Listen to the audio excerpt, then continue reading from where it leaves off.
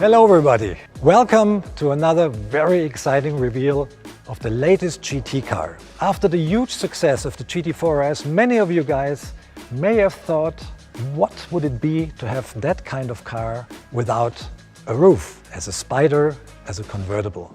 And behind me you will find the answer how it looks. And I can tell you it looks great. Here it is, 718 Spyder RS. We see the car here with the Weissach package. It's a GT3 RS without a roof, but it's a lot more than just a normal coupe with a chopped off roof. It is way more. There's so much technology in this car. There's so many modifications. I think it's the best open air festival a GT car can offer. And we're very proud to be able to present that car right now. So now let's take a look at the car. Beginning at the front, it resembles the GT3 RS pretty much. There's lots of similar parts, but if we start from down below, we see here, for aerodynamical reasons, we have a different front wing, which is a little bit shorter, to get the car into an aerodynamical balance, because we're lacking a big spoiler. So we have to bring the car back into balance. We're doing this with a different front lip, with lots of different underbody modifications, which gives us the right amount of downforce on the car that is perfectly in balance with the rear. If we look at the car here, we have carbon fiber parts everywhere. The hood is carbon fiber, the front fenders are carbon fiber. We have these big nostrils here to get air out of the wheel wells. The wind frame is narrower than on a GT3 RS, Spyder-like, to give it a low profile. You sit deep into the car. What definitely stands out at first sight is the intake system of the car, which is located here on both sides, very near to the co-driver's and driver's head, very near to its ears, making a wonderful induction noise music almost. We call it our music boxes here. All the air that is entering through this system here reaches the engine, which is a flat 6, 4-liter, 9,000 RPM and 500 horsepower engine. Exactly the same engine that we have in the GT3 RS, in the GT3 and in the GT3 Cup race car. And if we proceed to the backside of the car, we see this beautiful ducktail here. Everybody loves ducktails, so do we. Although this is almost a swan tail. It's really huge and it's necessary to keep the balance of the car in cooperation with the modifications we did to the front. We could achieve a zero lift situation even on an open car. Normally, an open car always has a lot of lift at speed. This one hasn't. This is perfectly neutral. A point that stands out for me, and an open car is even lighter than its coupe sibling. This car, at 1,410 kilos in its lightest possible spec, is even lighter than a GT3 RS.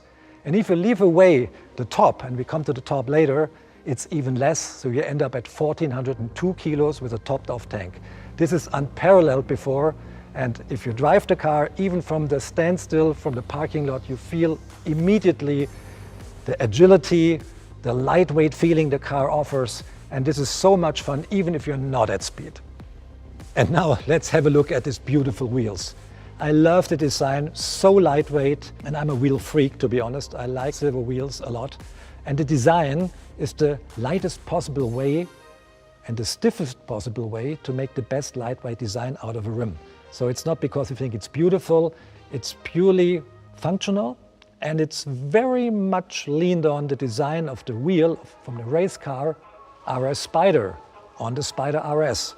On the front, we see it as well, the car has a very wide stance, so we were trying to fit as much tire underneath the car as possible to give it the best grip and the best, biggest contact patch.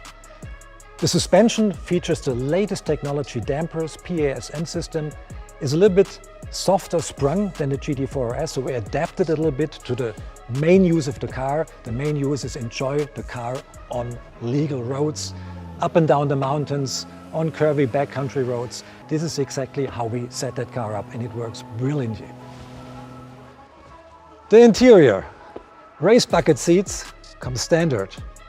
The inserts are either red or Arctic Grey. We see the red version here, which looks very hot, to this more cool exterior color. Very good match.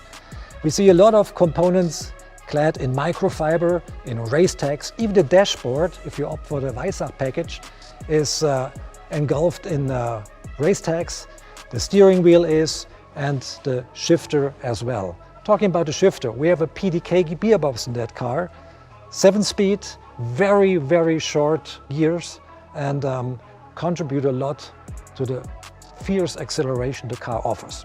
The car here is a little bit the luxury version because it features a radio, so you can opt for a radio delete as well, saving another 6 kilos of the car, if you rather listen to the music that is produced by these loudspeakers.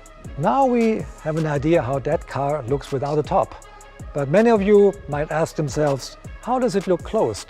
This car is a Spyder, and a Spyder is a car, an open car, that in case it rains or the sun beats down too hard, can be equipped with a lightweight emergency top. And we want to demonstrate how the car looks with the top, but it's a little bit a procedure. We really love to celebrate the procedure. It's not the push of a button. We want a lightweight, really lightweight top here, and it's 16 kilos lighter than the top of a Boxster. Let me introduce Markus Atz, my good colleague here. He was the project manager of this car, and he knows this car at least as good as I do. And he will give me a hand demonstrating how to put up the top. You can do it on your own, no problem. Everybody can do it with a little bit of practice in about 2 minutes. Okay, Markus, let's hit it. First thing, we open the rear lid. You do that for me, please, or we can do it together. Next step. Take out the top, which is super light. Look at this thing. It is, I think it's 6 kilos. We can attach it here to the window frame, and everything is manual here.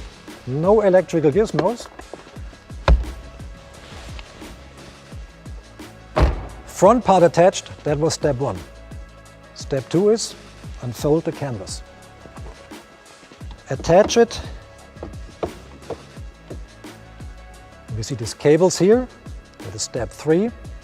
Ensure there's enough tension in the cables.